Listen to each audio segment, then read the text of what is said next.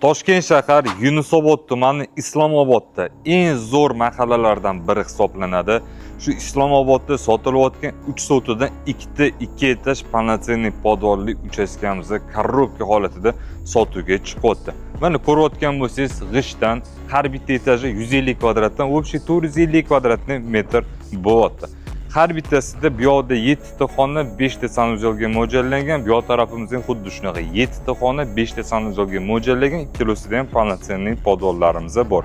Fasadimizda esa 10 ga 30 metr har bittasi bo'ladi. Uy egalari bor yo'g'i 234.900 AQSh dollarida so'rashyapti.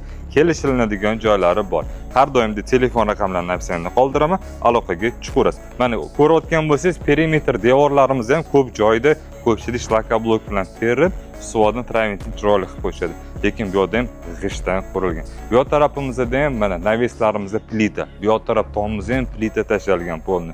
Narxiga zo'r, uy egalari o'zi uchun qurib qo'yilgan ostrochniy pul kerak bo'lganiga sotishyapti. 234.900 kelishiladi. Kelib, ko'rib, ma'qul bo'lsa egalari bilan savdolashib, baraka qilib olib ketaverasiz. Sizlarga omad.